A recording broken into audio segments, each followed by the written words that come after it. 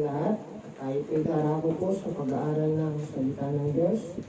Tayo pong lahat ay tumayo at babasahin po natin ang Luke chapter 10 verses 38 to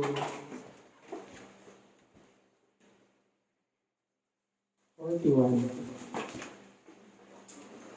Ang sabi po doon, tayo po lahat ay tumayo, sabi po doon, nagpatuloy si Jesus at ang kanyang mga alagad sa kanilang paglalakbay at pumasok sa isang nayon. Malugod siyang tinanggap ng isang babaeng nagngangalang Marta sa tahanan nito. Ang babaeng ito'y may isang kapatid na Maria ang pangalan. Naupo ito sa paanan ng Panginoon at nakinig sa kanyang itinuturo. Alalang-alala si Marta sapagkat kulang ang kanyang katawan sa paghahanda. Kaya't lumapit siya kay Jesus at wika, Panginoon, sabihin nga po ninyo sa kapatid kong tulungan naman ako. Ngunit sinagot siya ng Panginoon, Marta, Marta, naliligalig ka at abalang-abala sa maraming bagay. Ngunit isa lang ang talagang kailangan. Pinili ni Maria ang lalong mabuti at hindi ito aalisin sa kanya. Kaya po lahat tayo mo po, manalangin, Lord, maraming salamat po sa inyo, Diyos. Sa pagkakataon ito, Panginoon, na nandito po kami, Lord, mag-aaral na yung salita, dalangin po namin, patuloy na kami gabayan, O God, ang iyong banal na Espiritu, siyang patuloy na mangusap sa amin.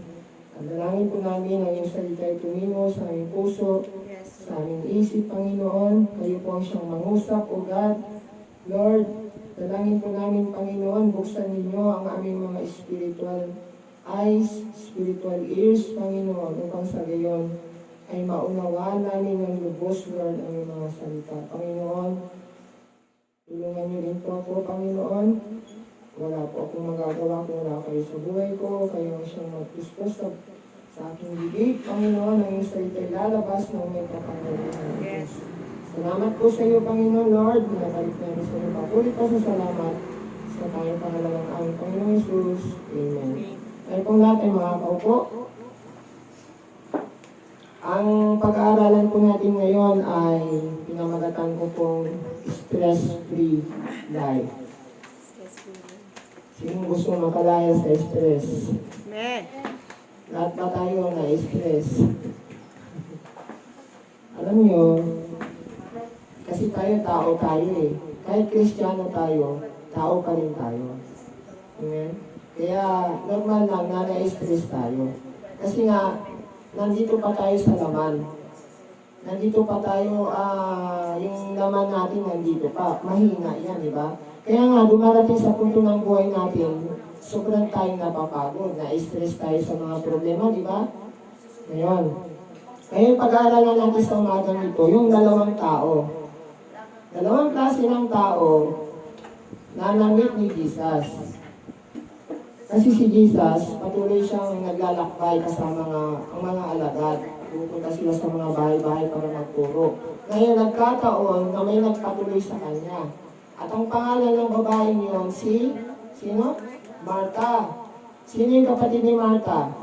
Si Maria. Sabi doon, nung dumating si Jesus Christ, anong ginawa ni Marta? Pagdating ni Jesus. Nagluto. Amen. Diba? Nagluto siya. Diba maganda yun, diba? Ang ginawa niya para kay Jesus. Nagluto siya eh. Para may makain si Jesus sa mga disipulo. Kaya lang ang nangyari, dahil sa sobrang pagkataranta para makapagluto, naging ligalig siya. Na-stress. Amen? Balisang-balisa. Sabi nga dito na, alala si Marta sapagkat kulang ang kanyang katawan sa paghahanda. Amen? So si Marta, bagamat maganda naman yung layunin niya, pakainin niya si Jesus Christ, di ba? Kaya lang, ang nangyari, dahil sa sariling effort,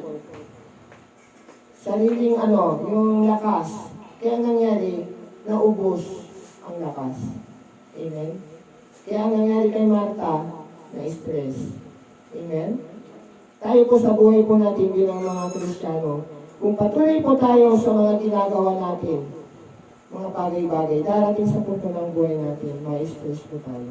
Mapapagod tayo, amen?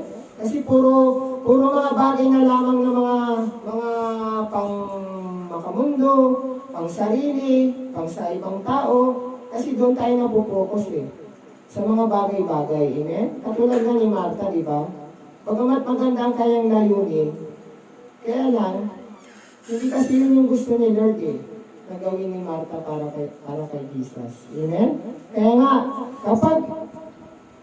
dahil sa sobrang stress ni Martha, anong nangyari? Naging reklamador. Amen. Sabi niya, lumapit siya kay Jesus, Panginoon, sabihin niyo nga sa kapatid ko, tulungan ako. Ibig sabihin, nagko-complain na siya. Kasi pagod na eh. Amen? Sobra na siyang pagod, stress, kaya nangyari, nagko-complain, at ang kinahantungan, nanisin na siya ng ibang tao. Amen? Alam po ninyo, sa buhay po natin, bilang Kristiyano, dumarating sa punto ng buhay natin, pag na-stress tayo, nagko-complain tayo. Amen? Sino dito ang pag na-stress hindi nagko-complain?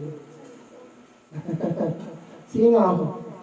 Pag na-stress sa buhay niya, hindi siya nagko-complain. Meron ba? Diba?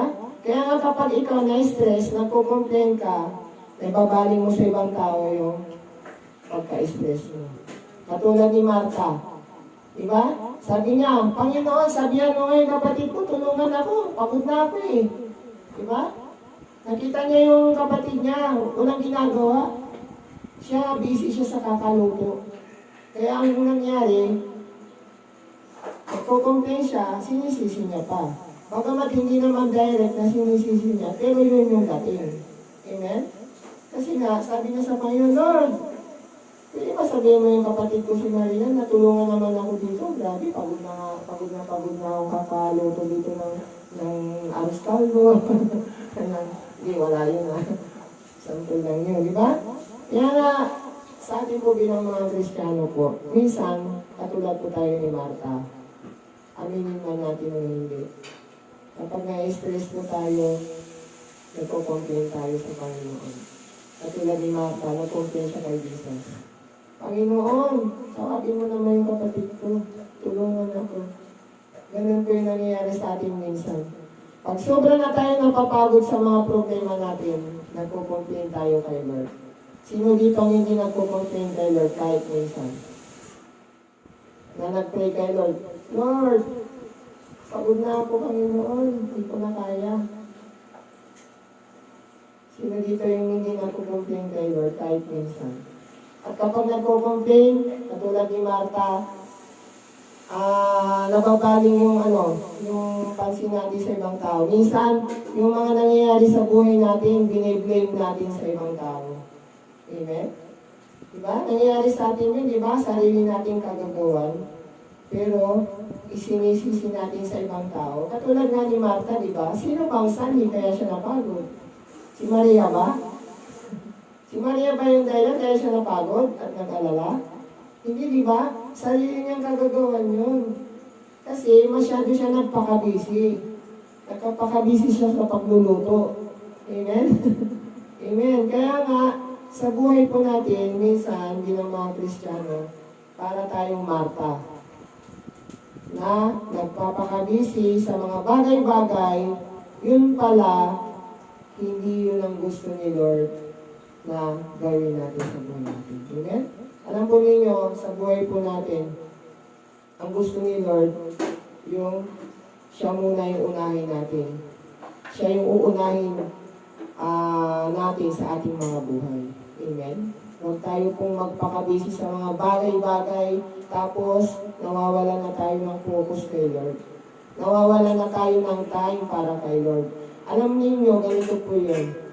Kapag sa buong araw, pag-gising mo sa umaga at hindi ka mag-pray at magbasa ng Biblia, sigurado ka, magiging bugnutin ka sa buong maghapon. Totoo yan, napatunayan ko yan sa buhay ko. Magiging magagalitin ka, madali kang mainis, madali kang maasar, kasi nga, inumpisan mo ang araw mo sa pipindot ng cellphone, sa pakikipag-chat sa messenger, imbis na makipag-usap ka kay Lord, imbis na makinig ka sa Kanya sa pamamagitan ng Biblia, inuuna mo ngayon yung kachat mo, yung crush mo, di ba? Kaya nga, mapapansin natin yan kapag ang tao ang ating inuuna. Malulunod tayo sa mga problemang darating sa atin sa buong maghapon. Amen? Kasi nga gusto ni Lord, unahin natin siya eh. Pagising natin sa umaga, mag-pray tayo kaagad. Amen? Magbasa tayo ng Biblia. Kasi yun yung lakas natin eh. Hindi tayo magiging malakas sa buong maghapon na harapin ang problema kung hindi natin uunahin si Lord sa buhay natin, sa pagising natin sa umaga. Amen? Dahil si Lord yung siyang magpapalakas sa atin. Amen? Hindi yung sarili mo magpapalakas sa sarili mo. Hindi yung kapatid mo magpapalakas sa iyo. Kasi minsan, yung kapatid mo pa, yun yung nagda-down sa iyo. Totoo ba yun? Yung mahal mo sa buhay, yan ang mag-discourage sa iyo. Pero kapag ikaw, inuna mo si Lord sa buhay mo, at pag natuwa si Lord sa iyo, hindi ka mag-discourage sa iyo. Amen? Si Lord yung nandoon sa iyo, all out siya para sa iyo. Amen? Sinong gustong maranasan na maging all out si Lord na tulungan siya sa buhay niya? Amen. Di ba? Lahat tayo gusto natin na si Lord, nandiyan siya lagi sa tabi natin. Na kahit ano man yung ginagawa natin, nagdadrive tayo ng motor, alam natin may anghel dyan, na kapag mayroong biglang nag-overtake sa atin, yung anghel, itinulak tayo palayo, di ba? Amen. Di ba? Naranasan na ba natin yun na Amen. pinotektahan tayo ng anghel Amen. sa kapamakan kasi inuna natin si Lord sa umaga pa lang, napakahalaga po. Alam po ninyo kasi, yung devotion, mahalaga po yan kay Lord. Ang devotion, hindi lang po yan pangkalahatan o grupo. Ang totoong devotion, yung ikaw, it's between you and God. Hindi mo pwedeng masasabing devotion, sama-sama kayo ng devotion, kayo magkakapatid mo, devotion tayo, mag-pray tayo, magbasa tayong Biblia, mag-share tayo, hindi ganon. Ang totoong devotion, ikaw mismo, nakikipag-usap ka kay God. Amen? Nagbabasa ka ng Biblia, kasi doon mo ma-develop yung relasyon mo sa Panginoon. Amen? Yun, doon nalulugod si Lord pag inuuna mo siya. Amen? Hindi. Kaya nga, pag sa buong maghapon ng buhay mo, mapapansin mo, hindi ka aligaga. Relax ka lang sa buhay mo. Kasi inuna mo si Lord sa umaga eh, pag-gising mo eh. Yun ang susi, mga kapatid, para tayo ay makalaya sa stress ng buhay natin. Amen? Kasi nga, pag inuna natin yung mga bagay-bagay na ginagawa natin sa buong maghapon, sigurado talaga yan. Konting konting pangbubuli lang sa'yo. Ano ka ba? Kakainis ka na. Di ba? Pero kapag ikaw, inuna mo si Lord sa umaga, kahit anong sabihin sa'yo ng mga tao, okay lang yan. Okay lang yan. Yan sa akin, no? Diyan si Lord eh. Kaya palakas niya ako, di ba? Ganun ko yung susi para maranasan natin ang buhay na matagumpay, unahin natin ang Panginoon. Amen? Huwag natin tutularan si Marta. Amen? Si Marta abala. Busy. Nagpapaka-busy sa mga bagay-bagay. Bagamat yung layunin niya para kay Lord, para mabigyan ng kasiyahan, pero hindi yun ang gusto ni Lord eh. Amen? Hindi yung ginawa ni Marta, hindi yung gusto ni Lord. Kasi sinabihan siya dito, Marta, Marta, naninigalig ka. Tingnan mo, sabi ni Lord. Paano yan kung sabihan tayo ni Lord? Martin, Martin, naninigalig ka. Di ba? Nagiging abala ka na. Kalimutan mo na ako, di ka na nakikipag-usap sa akin. Sabi ni Jesus. Kasi marami kang ginagawa sa maghapon, pagising mo, inuuna yung di ba? Sabi ni Lord kay Marta, naninigalig ka, abalang-abala ka sa maraming bagay. Di ba? Sa buhay po natin mga Kristiyano, huwag tayong maging sobrang busy sa mga bagay-bagay na nakalimutan natin yung dapat. na gawin natin. Pagising pa lang natin ng umaga, mananalangin po tayo sa Panginoon. Amen? At mag-worship tayo, magbabasa tayo ng Biblia, kasi sa pamamagitan ng panalangin, doon natin kinakausap si Lord. At sa pamamagitan ng Biblia, doon naman mangungusap si Lord sa puso natin. Amen? Sa pamamagitan ng kanyang Holy Spirit. Amen? Kaya nga, huwag po natin tularan si Martha, mga kapatid. Nagpaka-busy siya.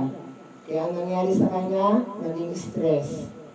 Naging ligalig yung buhay niya. Amen? Kaya nga sinabi siya ni Jesus, Martha, ligalig ka na. Masyado ka ng stress. Kasi abala ka na eh. Sabi ni Jesus, ano ang sinabi ni Jesus na dapat gawin ni Martha? Sabi doon, isa lang ang kailangan mong gawin. Sabi niya, isa lang ang talagang kailangan. Pinili ni Maria ang lalong mabuti. At hindi ito aalisin sa kanya. So ano yung ginawa ni Maria pagdating ni Jesus? Nagluto ba siya? Nagluto ba siya ng pagkain? Anong ginawa niya? Sabi doon, ang babaeng ito ay may isang kapatid na Maria ang pangalan. Naupo ito sa paanan ng Panginoon at nakinig sa kanyang itinuturo. So yun yung gusto ni Lord.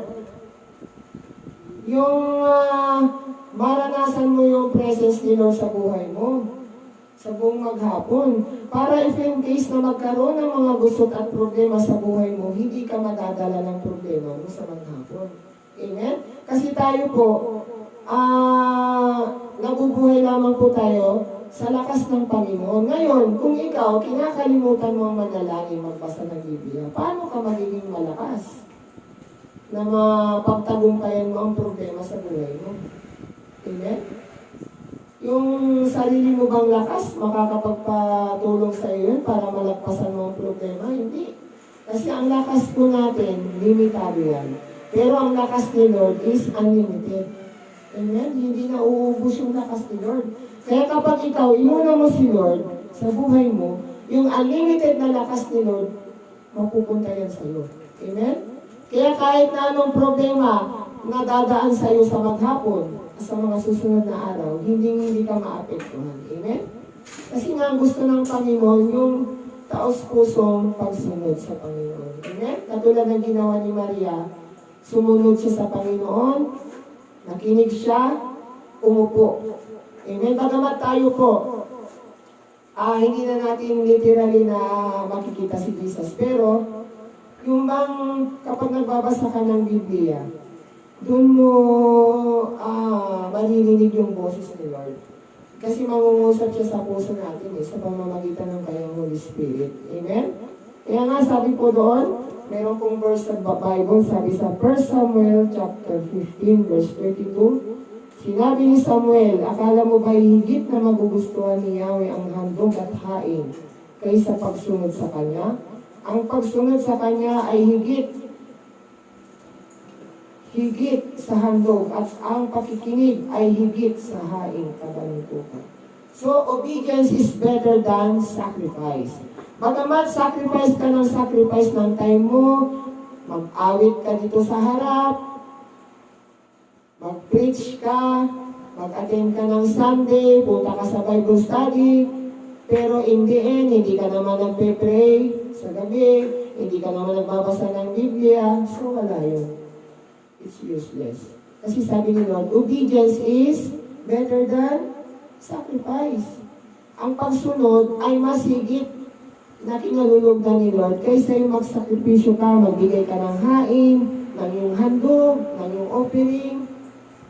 Pero, yung puso mo hindi naman talaga sumusunod kay Lord. Amen? Kasi nga, paano ka makakasunod kay Lord kung hindi ka naman magbabasa ng Biblia? Paano mo malalaman yung gusto sabihin sa iyo ni Lord na dapat mong gawin kung kinakalimutan mo naman magbasa ng Biblia? Ang binabasa mo, yung mga libro, yung mga social media, di ba? Tapos ang mangyayari, imbis na makakatulong sa atin, napupulyot tayo. Napupulyot yung isip natin kasi marami tayong nakikita sa social media.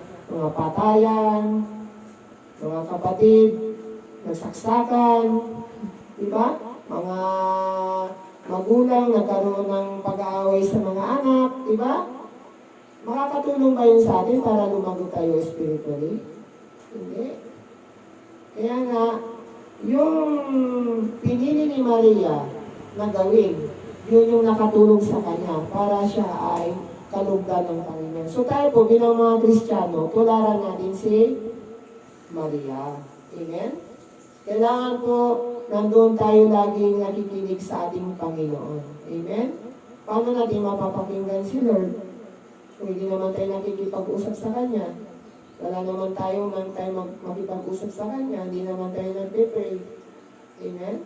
Ang mag-pray man tayo, Lord, maraming salamat Panginoon sa iyong protection sa akin in Jesus' name. Amen. Ang bilis eh. Diba? Ganun yung prayer mo sa umaga. Diba? Alam niyo kapag yung pag-pray natin sa umaga, taos puso, mararamdaman mo yung presence ni Lord. Tapos mapapansin mo, hindi ka na tumitigil sa pag-pray kasi nandun na yung presence ni Lord sa panalangin mo. Kaya napakahalaga po yun sa buhay po natin. At tulad ng ginawa ni Maria, si Maria, hindi siya nagpakabisi. Ang ginawa niya ay nakinig siya sa itinuturo ng Panginoon. Amen? Tularan po natin si Maria. Makinig tayo kay Lord. Amen? Bigyan natin ng panahon si Lord. Hindi naman sinabi niya ni Lord, magbasa ka ng Biblia maghapon eh. Hindi naman sinabi ni Lord na manalangin ka maghapon, magkulong ka sa kwarto mo. Hindi ganun. Ang hinihingi lang ni Lord, yung magbigay ka ng oras para sa Kanya. Amen? Kasi nga po, si Lord po yung tutulong sa atin sa mga problema. Amen? Na kapag puno-puno na tayo ng bigat, siya yung bibigay sa atin ng lakas para mapagtagumpayan natin yung bigat na yun na ating nararamdaman. Amen? Amen? Lahat po tayo nakakaramdam ng bigat. Iba-iba nga lang yung bigat na dinadala natin. Kasi iba-iba yung pagsubok natin. Diba? Minsan may mga pagsubok tayo sa magulang, meron tayong pagsubok sa kapatid, hindi tayo minamahal ng kapatid natin, hindi tayo tinuturing na anak ng magulang. Iba-iba yung pagsubok eh. Amen? Pero, bagamat iba-iba yung mga pagsubok natin, kung ating inuuna si Jesus sa buhay natin, sigurado, nandun yung katagumpayan sa atin. Amen? Sigurado, si Lord natutuwa siya sa atin. At kapag natuwa si Lord sa atin, lahat ng ating mga panalangin sa Kanya, tutugunin niya yun. Amen? Sinong gustong magkaroon ng answered prayer? Amen. Lahat tayo gusto natin tugunin ng panalangin. Amen? Basta't ito'y ayon lang sa Kanyang kalooban. Kasi hindi naman lahat ng pinapanalangin natin, sinasagot niya ni Lord. Kasi si Lord, siya ang nakakalam ng mas the best para sa iyo. Amen? Kasi nga, di ba? Magpe-pray ka, Lord, bigyan mo po ako, Panginoon, ng motor. Tapos, pray ka ng prayer, tagal na, hindi sinasagot. Pero yung pala, bibigay sa iyo ni Lord, Fortuner. Wow. Grabe si Lord, no? Naghihingi ka kay Lord ng motor, pero binigay niya sa iyo, Fortuner. Wow. Di ba? Kaya nga, di ba?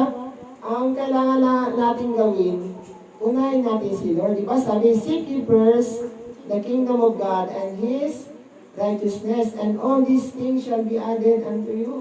Pag inuna mo si Lord sa buhay mo, sa umaga pa lang, lahat ng kailangan mo ng lakas, kailangan mo ng gabay, ibibigay yan sa iyo ni Lord. Kailangan mo ng pinansyal, lahat yan ibibigay sa iyo ni Lord. Basta't ang kailangan mo lang gawin, makinig ka sa Panginoon. Amen? Gawin natin yung katulad ng ginawa ni Maria. Umupo siya sa harapan ni Lord at nakinig sa itinuturo ng Panginoon. Amen? Upang sa gayon, tayo po ay mararanasan natin ang buhay na malayo sa bigat. Amen? Magkaroon tayo ng stress-free na buhay. Amen? Sino gusto ng stress-free na buhay? Amen? Ay, wala nang sumasagot eh. Ay, gusto niyo yata ng stress eh. Sige. Gusto niyo ng stress? Hirap ang may stress. Di ba? Kung gusto natin ng stress-free na buhay, unahin natin si Lord. Amen? Huwag natin ubusin yung oras natin sa mga bagay-bagay. Amen? Merong time para dyan. Amen? Ang importante, sa buong maghapon, pag umpisa mo pa lang, pag gising mo, Lord, mag-pray ka kay Lord. Magbasa ka ng Biblia. Hindi naman sinabi ni Lord, mag-isang oras ka eh. Amen? Magbigay ka lang talaga ng time. Makipag-usap ka kay Lord at magbasa ka ng Biblia at magpuri sa Kanya. Amen? Upang sa gayon, maranasan mo ang isang buhay na hindi ka, ikaw ay malalayo sa lahat ng mga stress na nararanasan ng mga tao sa buhay nila. Amen? Dahil alam natin, kapag tayo ay patuloy na inuuna natin si Lord sa buhay natin, mararanasan natin ang isang buhay na matagumpay, malayo sa bigat, sa stress, na dinudulot ng iba-ibang problema, ng mga problema na minsan ay dinudulot ng mga ibang tao sa atin. Alam natin na kapag tayo ay patuloy magtiwala sa Panginoon, patuloy tayong lalapit, patuloy tayong makikipag-usap sa Lord, tayo po ay magkakaroon ng isang buhay na malaya sa lahat ng mga bigatin. Amen? Amen. Tayo po lahat ay yumuko at manalangin sa umagang ito. Hallelujah. Lord, maraming salamat po sa inyo, Diyos, sa iyong mga salita, Panginoon, na aming napakinggan. Nawa po, O God, patuloy po itong may tanim sa aming mga buhay, patuloy namin itong may pamuhay sa aming pang-araw-araw na buhay. Lord, maraming salamat po, Diyos, sa iyong mga salita na aming napakinggan, Panginoon, O God, na ang kailangan lamang namin gawin, Panginoon, ay unahin ka, O Diyos, sa aming mga buhay. Na Lord God, yun ang bagay, Panginoon, na kung saan ikaw ay natutuwa, Panginoon. Na nalulugod ka sa mga tao, Panginoon, na inuuna ka sa kanilang mga buhay. Lord, maraming salamat po sa inyo at sa iyong salita. Dalangin po namin na Lord God, ang iyong Holy Spirit, ang siyang patuloy na mangusap sa bawat isa sa amin. Thank you, Lord God. Patuloy, Panginoon, na ibinabalik namin sa inyo, papulit pa sa salamat. Sa tanging pangalan ng aming Panginoong Hesus. Amen and amen.